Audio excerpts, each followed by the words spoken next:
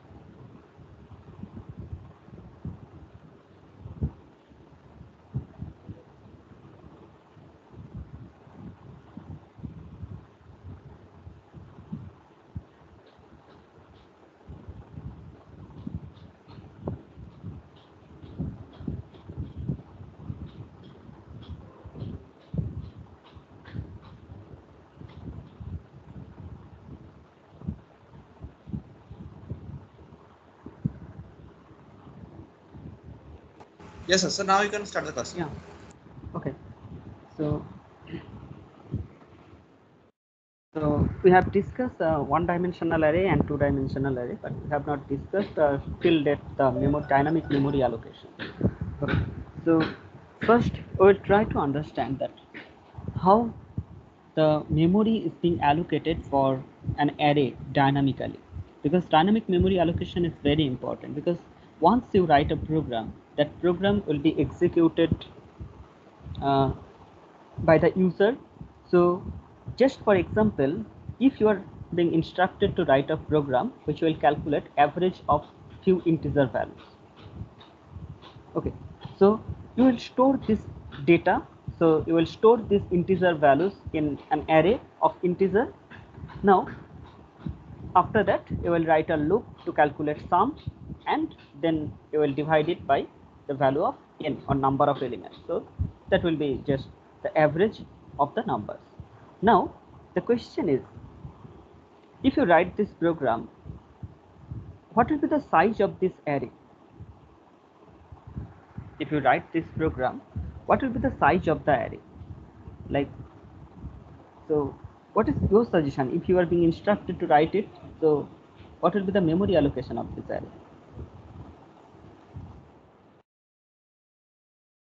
Know from you. Just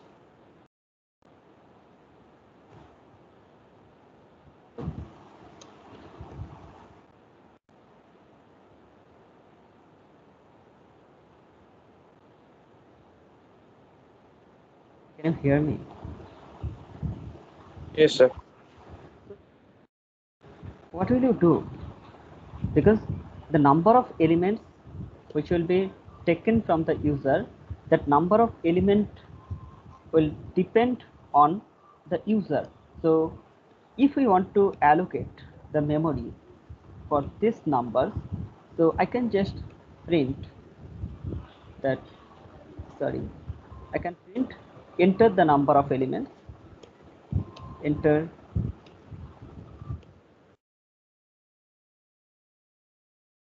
the number of elements. So user will enter number of elements. After that, that value will be taken in n. Now I will write a loop to read the input. So for I equals 0 to I less than n I plus plus. So within this loop, I can create sum. So sum equals to sum plus equals to error. Sorry. Here I'm going to take this input. So I will write scanf, and I will take this value in error I. Okay. So in this way, the input will be taken. Later on, after taking this input, I will calculate sum. So for I equals to 0, I less than n, I will calculate sum plus equals error I. So in that way, just I am going to calculate sum of the elements. So finally, I will return 0 and I will print result. Okay, so the result means the value of sum. The other variables which are required here, so we have used I, n, and error. What do you think that what will be the size of this array? The problem is we can't declare. If you think that I will declare this array later. After taking this input, I will declare this array. So I will declare int error n. But it will not compile in many compilers. If we want to declare an array with the size which has been taken as input at runtime, that program may not compile in most of the compilers. In standard compiler, it will not compile. In some compiler like Turbo C, the program will compile. But you can't declare an array in that way. At runtime, you can't specify the size of the array. This is the major problem. But if I say, so if I just declare this array as previous one, like this, so in that case, I can store maximum 100 elements, not more than that. The maximum number of elements that I can store in this array is 100. Okay. Now, if the user enters more than 100 elements, then the program will not run. So if I say that I will declare this array having too large value, then the problem is a huge volume of memory is being allocated for this array. If the user wants to work with only 10 elements and 50 elements, then there's huge memory wastage. So this is a problem in case of static memory allocation. So if you declare an array having a fixed size, then this is the problem. So what will be the size of this array? Then we need to resolve this problem.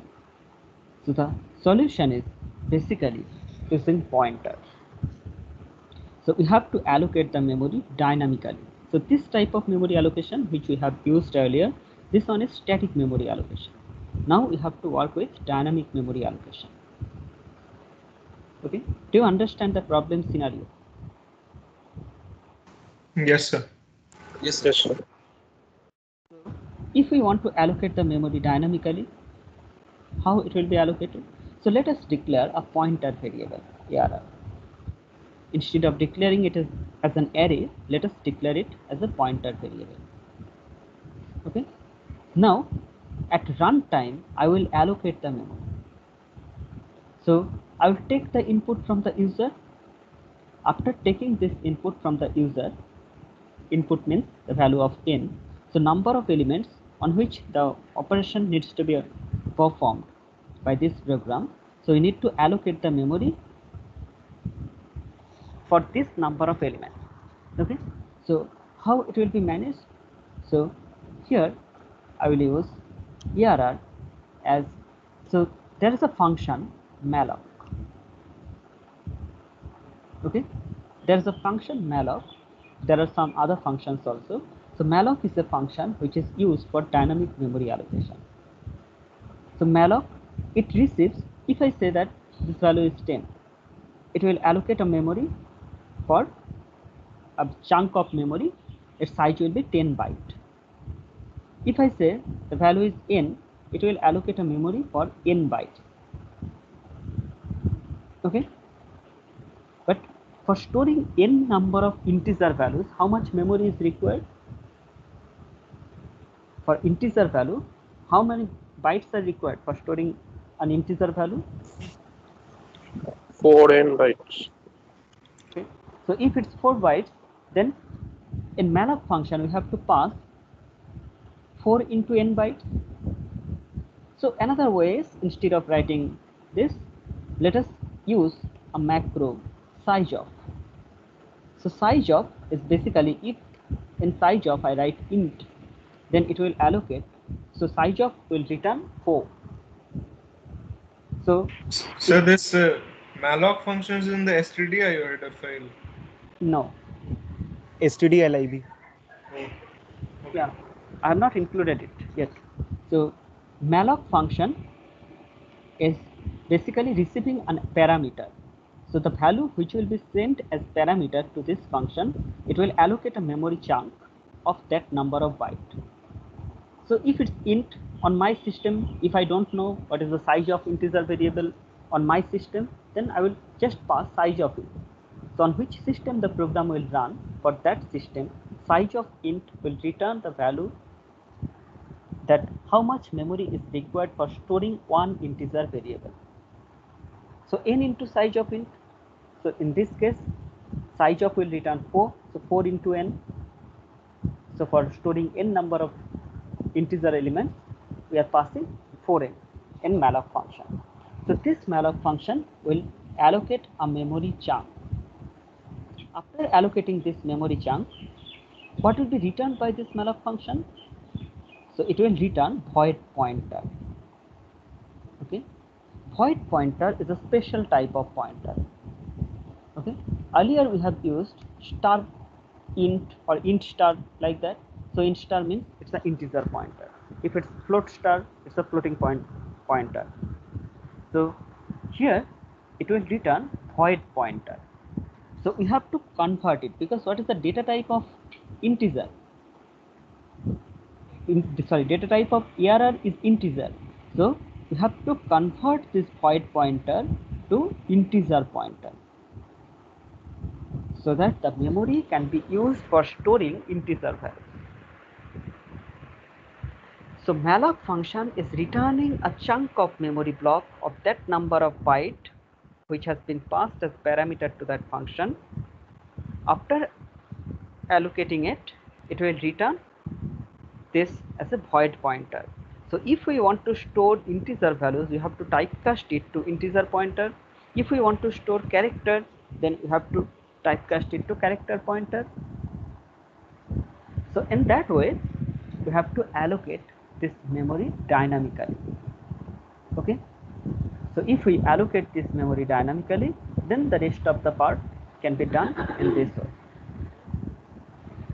Okay, so the remaining part is same, we don't need to do anything. Okay, this is dynamic memory allocation. So just we have started with one allocation method, this is malloc, but later on we will discuss other methods or other functions like calloc, dealloc and free.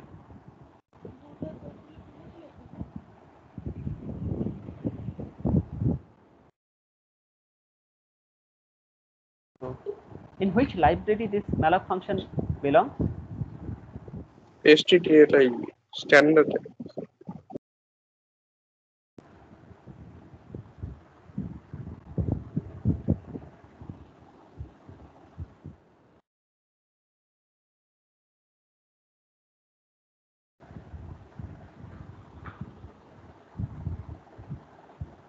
Okay, let me enter the value 5. So I am entering the values 1, 2, 3, 4. Okay, so it's a garbage value, we have not initialized anything, so we I have to initialize it, and at the end of print statement, let me add a new line. So if I run this program again, say I'm entering 5 elements, 1, 2, 2, 3, so the value is 12. So in this, now what is the advantage of this dynamic memory allocation? Now if I have written the program, I have shared it with you. Now if the user enters n equals to 5, it will allocate the memory for 5 elements only. If the user enters n equals to 10,000, it will allocate the memory for 10,000 elements. So at runtime, the memory will be allocated, but in earlier case, it is being allocated during program load. When the program is being loaded in system main memory, at that time the memory block is being allocated. But in this case, in case of dynamic memory allocation, at runtime, the user will give some input. Based on that input, the memory block will be allocated. Okay. Now, if I want to allocate memory for two-dimensional array, okay, let me show you pictorially that how this memory is being allocated.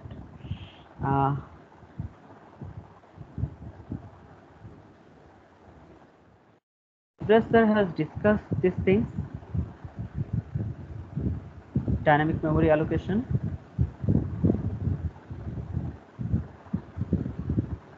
Hello. No, sir.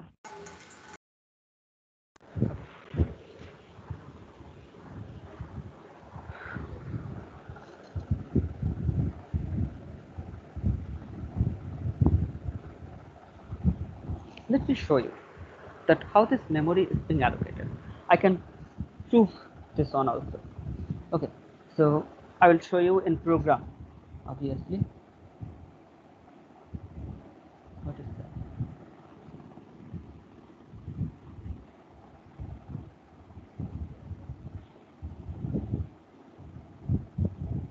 If we allocate, oh,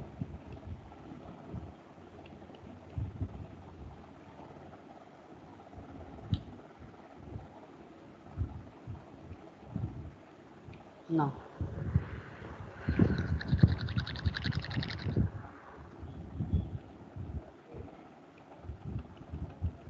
No, sorry. I can write it here. Just give me some time. I can show you here in program. So when we have declared this ARR, let me print the address of ARR. Okay. So I print calculation, and this I will print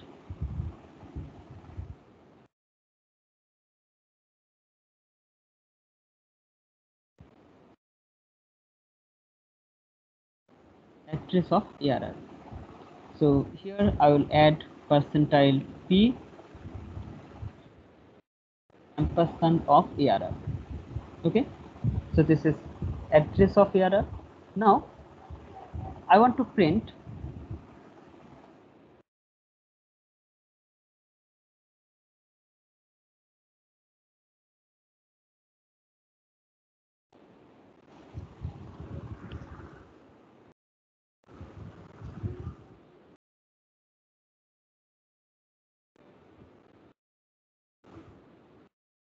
here I'm going to print the address of array elements.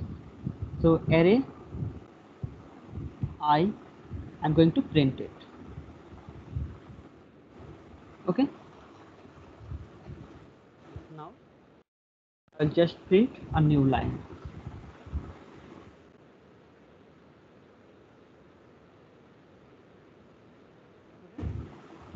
So address of ARR will be printed. After that, I will print the address of each and every element, and then the rest of the program. So let me run this program. So if I run this program, say I'm allocating 5 elements. Can you see that what is the address of error? Address of error is 0060FF18. But the address of the first element of this error is basically B8. Second element is BC. Third one is C0, C4, C8. So this memory block is a contiguous memory block. So malloc function returns a memory chunk which is contiguous. Is it fine? So in case of dynamic memory allocation, we know that in case of static memory allocation, again the memory chunk is contiguous. Okay.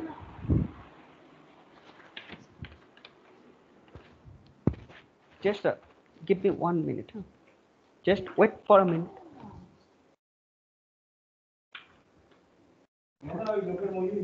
হ্যাঁ কত হয়েছে একটু বলবো 300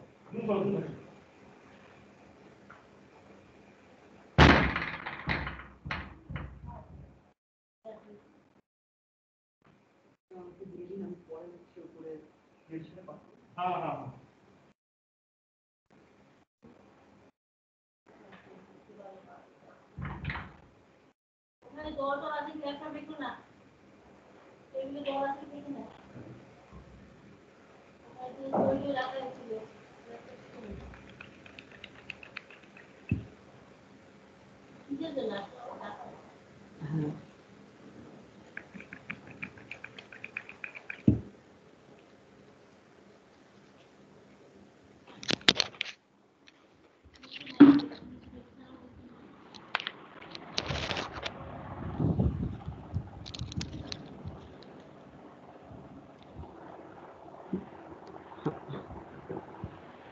sorry for the interruption.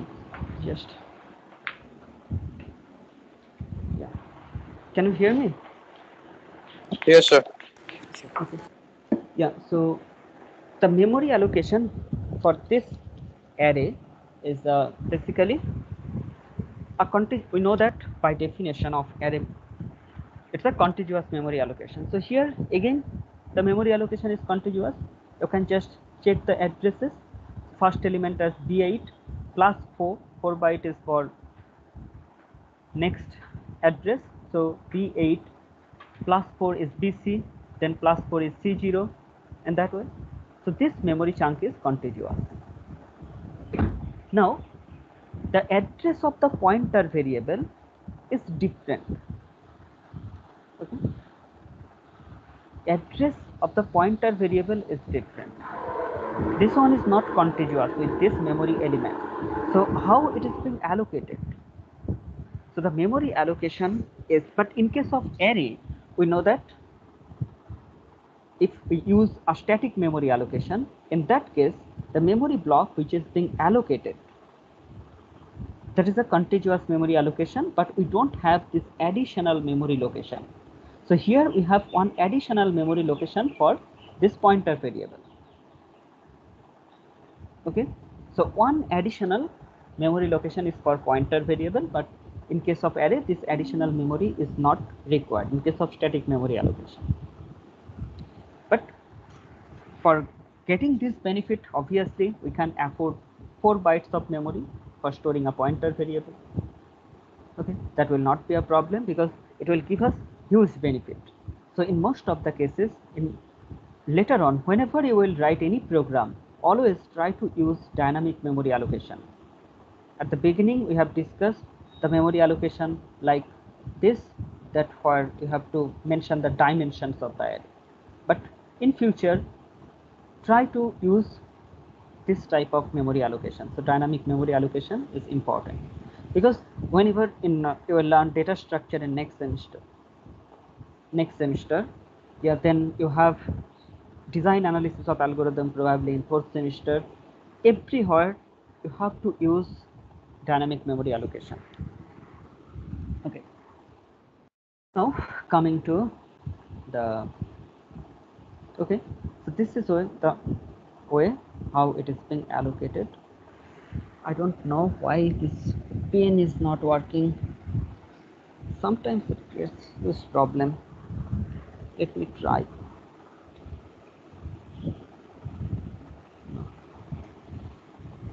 So basically here what happens is, so this is the memory location for the pointer variable ARR. Okay, this is the memory location for pointer variable ARR. Then using malloc, a chunk of memory is being allocated according to our input n equals to 5. So it will allocate the memory for 5 elements. Okay, after allocating this memory, so this address can be anything. So in previous case, the address is ff18. So this address is this is ff18, and the consecutive memory locations are this. Okay, so what is the value of this pointer? Let me show you what is the value of this pointer variable ARR. So here we have checked the address by this highlighted line, address of ARR. Now I'm going to print value of ARR. So if I want to print value of ARR, so I will write only ARR. So if I run this program, then you can see that the memory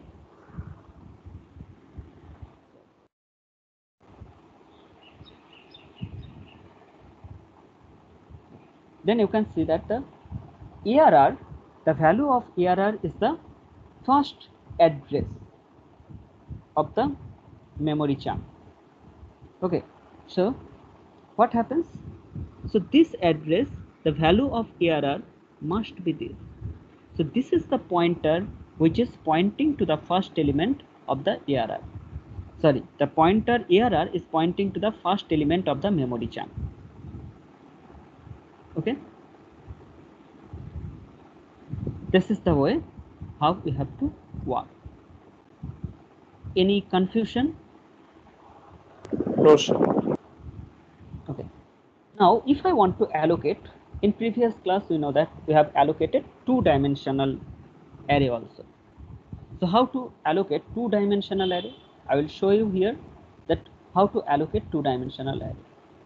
So I'm creating a new program. So I'm going to save it, 2D array dynamic memory allocation dot C. Okay, so just I'm removing these lines because the things are not required. I will take the scanf, I will keep it here. So I want to allocate dimensional array. So for two-dimensional array, what will be the representation of two-dimensional array? So basically, in case of two-dimensional array, there is no scope to write anything.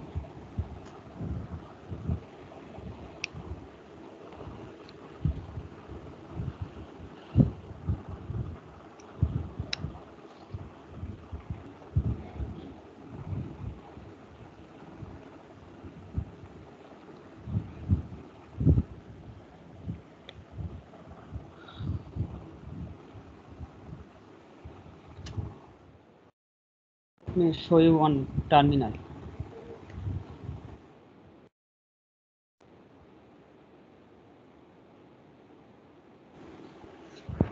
So in case of two-dimensional memory, it will be double pointer. Okay, how actually this memory is allocated, we need pictorial diagram, otherwise it's not possible. So let me use Paint where I can write something. Okay, so basically how it will be allocated, so we are going to, we know that if we have an array like this, okay, if I have an array, then we can allocate this memory So for n number of elements, so let me consider that the size of this array is n. Size of the array is n.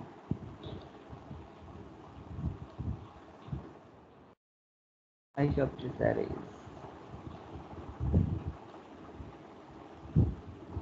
sorry, size of the array is n. So n number of elements. So how to allocate this memory? We have learned that we can allocate this memory using, say, star ARR. Using this, we can allocate this type of memory. Okay. So if I say that this one is ARR 1, array 1. Now I will do a similar type of allocation. So for two-dimensional array, there will be multiple rows. So say this one is second row, then this one is third row, in that way.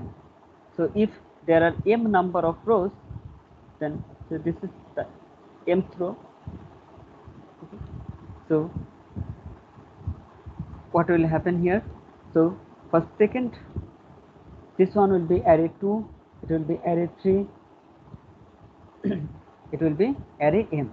So in case of C representation, let me consider that this value is ARR 0, this value is ARR 1, this is ARR 2, and this is the last row, which is ARR m.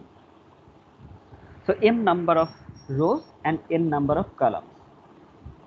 So using a single pointer, we can allocate a memory chunk where we can store, which can be treated as one-dimensional array. Now in case of two-dimensional array, what will be the memory allocation? So we need to store m number of integer pointers. What is the data type of this ARR star ARR 0? The data type of this is integer pointer. Okay. So using a single integer pointer variable, we can store a row. Now if we want to store addresses of these arrays, then we need another pointer. So we need a double pointer. So say it's int star star ptr. So if we declare it in this way, in star star ptr, then it will allocate a memory chunk like this. So in star star ptr is basically a memory chunk, and in this memory chunk, how these numbers are stored? So the address of the first element or the first row or ARR 0 will be stored here, address of ARR 1 will be stored here, address of ARR 2 here, and that way address of ARR m minus 1, it should be m minus 1. I have done the mistake. If the dimension is m, then it should be m minus 1. Okay. So 0 to m minus 1. So in that way, so the address of these elements will be stored here. So let me show you that how it will be allocated and whether this representation can be visualized programmatically. So let me show you. So here I am declaring a pointer ptr or storing one row. How it will be allocated? So star star ptr is being used for allocating two-dimensional array. So when I am going to allocate this memory, so ptr equals to int star star, then malloc n into how many elements will be there. This is the memory allocation for ptr. So how many elements will be stored in ptr? M number of rows, n number of columns. If the dimension is m cross n, so m number of rows. So for m number of rows, the memory allocation for ptr variable should be m into size of this. So instead of n, this one will be m into size of what? size of this int star this int star, this is the data type. So what will be stored here? Here basically the value of this is basically the value of this cell will be the address of the ARR 0. So this one should be integer pointer. Okay, it will be integer pointer. Now if it's integer pointer, then if we want to check the values of PTR, let me comment the remaining lines.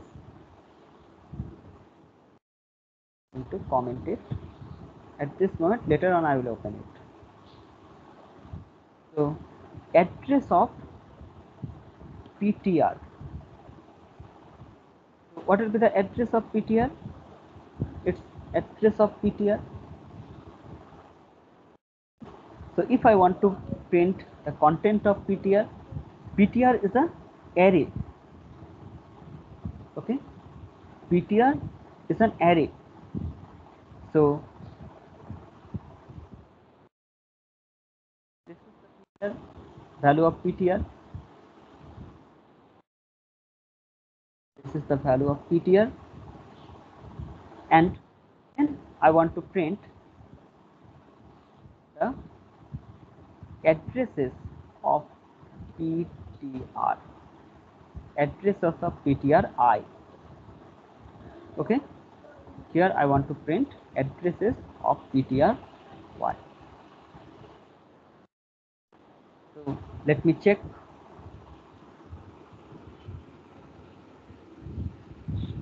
Star PTR. Oh, m is undeclared. Okay, let me declare m variable. I'm running the program. Oh, sorry, some terminal is open.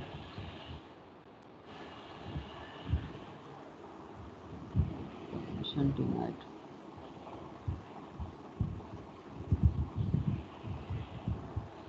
Terminal is open somewhere.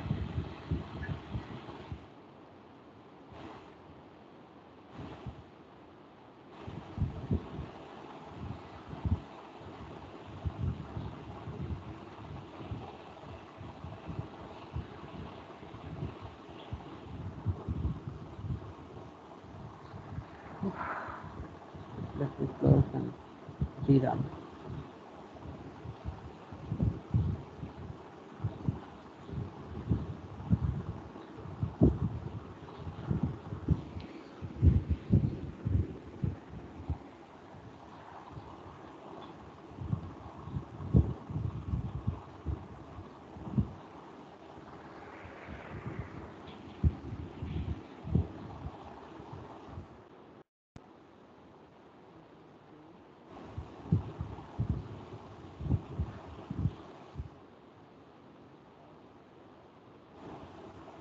And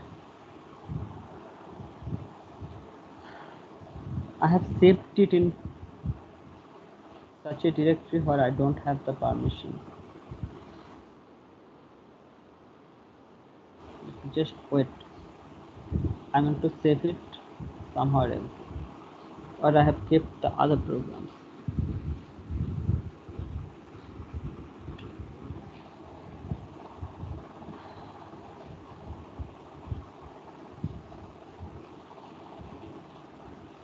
Let me save it on desktop. Where is Drive?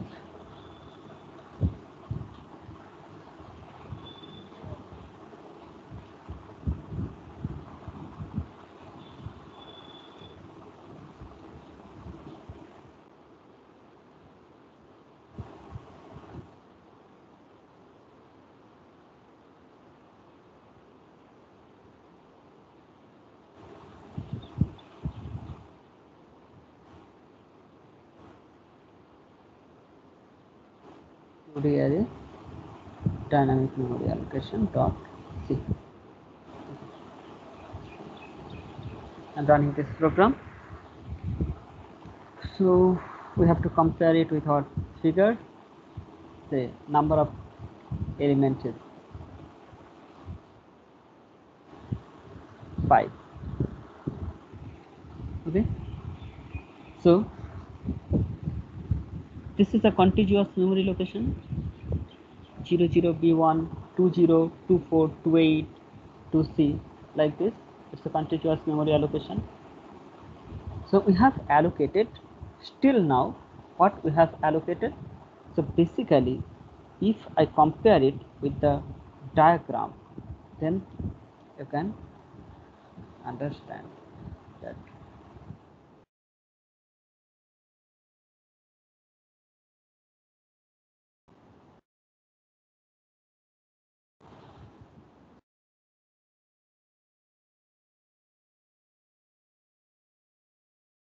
Let me show you.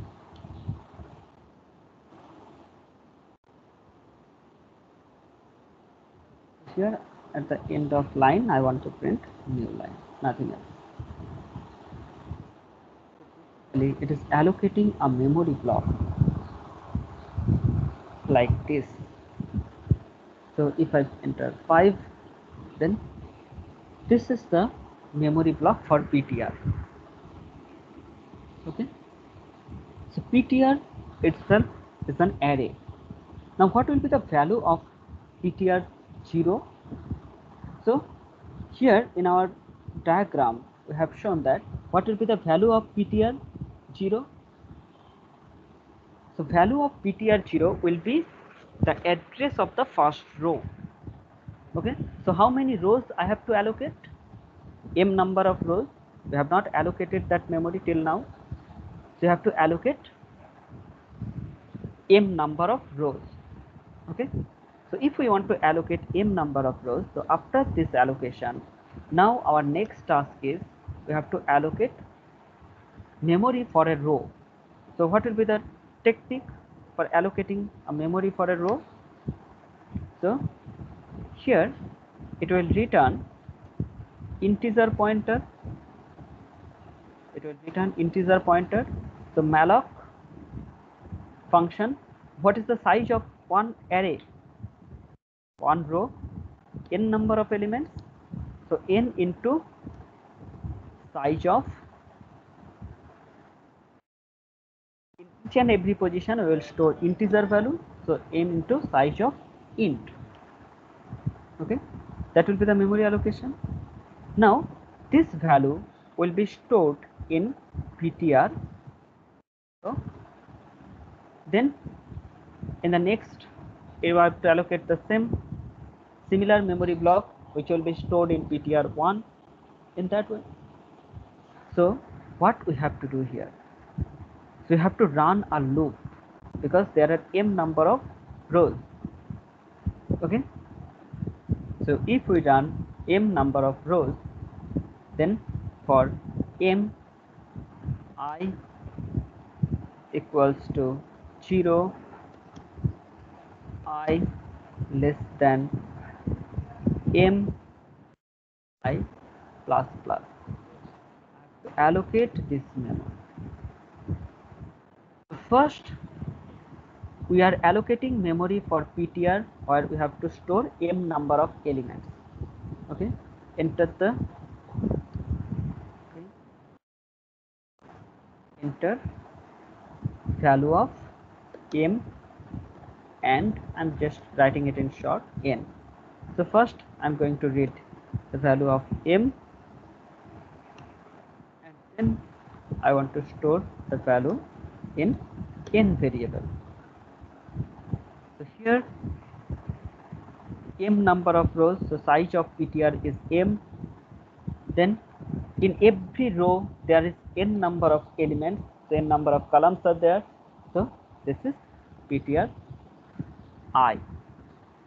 Okay, so using this PTR I will allocate this memory. So let me show you that when this PTR I, so I'm going to print address of PTR I. Okay, then I want to print address of PTR I, then I want to print the value of PTR I. PTR I, it again itself an address, that's why I am using percentile P. Then I want to print the values of this array. Okay.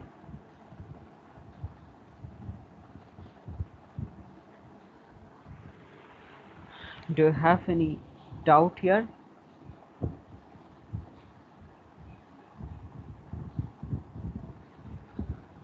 Any confusion? The address of PTR I is being printed. Then here I want to print the addresses of each and every element. So I am using another variable j equals 0, j less than n, because n number of elements are present in a row, then j plus plus. Here I will print,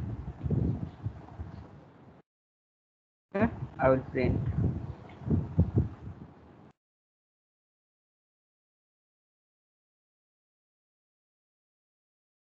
s of PTR ij.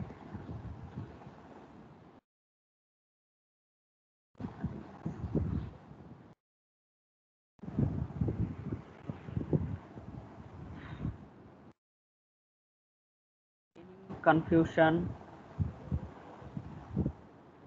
Any confusion here? No. Okay.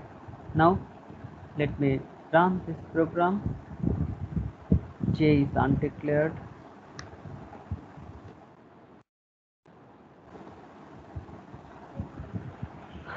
So the value, let me say that 5 rows and 6 columns. This is the memory allocation. This is the first of 6 column. So in every row you can see that there are 6 elements in every row. This memory location is contiguous. It's D8, then DC, then E0, E4, E8, EC. So this first loop, basically the first row is a contiguous memory. Second row is another contiguous memory. 006833 F8, FC 4000, then 404, 408, 406. So every row is basically a contiguous memory. But it's not like that. That in case of two-dimensional array, we know that the whole memory chunk, it's a contiguous memory allocation. So if we have 5 cross 6, so 30 number of elements. So it will allocate a memory chunk which will be contiguous for 30 number of elements. Okay. So for 30 number of elements, the memory chunk will be allocated. But here, each and every row is contiguous, but these rows are not consecutive. One row is not being stored just after another row. Okay. In that case, what it should be, after this address, the next address should be just the next of the previous address. Okay. But it's not like that. But each and every row is contiguous. So this is the PTR variable, the address of the each and every element of PTR. So PTR, what is this? This value, this is basically the value of PTR I. So PTR I is holding, you can check that PTR I is holding the address of the first row. PTR 1 is holding the address of the second row. PTR 2 is holding the address of the third row. In that way, the memory is being allocated. Any query or question? Sir, the first row you have done size of that part, I could not understand. Which one? This one. Is it? Sir, sir, if you close this, I will check, sir. Yeah. Sir, sir, after the for loop, after the first for loop. This one. Yes, sir. This line. Is it? Yes, sir. Okay. So this one, this line number 11 is allocating memory for PTR. So which one is this? This one is basically allocating the memory for PTR. So it will allocate the memory for this. Okay. So the first column of this output, this memory will be allocated by this line 11. Now this position of PTR I needs to hold a row. It will hold a row. So how it will hold a row? We are working with two-dimensional array. So the first element of PTR will hold the first row. Second element of PTR will hold the second row. Okay. So we have to allocate the memory, because till now we have not allocated the memory for row. So you have to allocate the memory for each and every row. So how many rows I have to allocate? M number of rows. If it's m number of rows, I have to run this loop m times. I have to run this loop m times, and in every loop I will allocate a memory chunk for one row. That is, in first iteration I will allocate this memory. So what is the size of this row? N number of elements. So n into size of int, it will allocate this memory chunk. The address of this, that is the first address, is being stored in PTR I. So PTR 0, this value is stored. In the next iteration, when I equals to 1, then it will allocate, the malloc function of this for loop will allocate second row, and PTR 1 will be assigned by the address of this row. So that means the address of this row is this, which is being copied in PTR 1. In when I equals to 2, then it will enter in this malloc function will allocate this memory chunk. It will allocate this memory chunk. Then this address will be stored in PTR 2 in that way. Is it fine, or I need to discuss? Yes, sir. Okay. Okay. Your next class has been started, so I will stop it here. So I'll resume from this position. Okay, the next class. Okay, just give me 1 minute. I will take your attendance.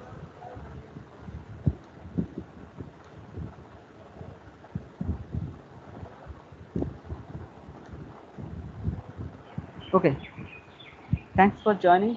We'll meet on the next class. Thank you, sir.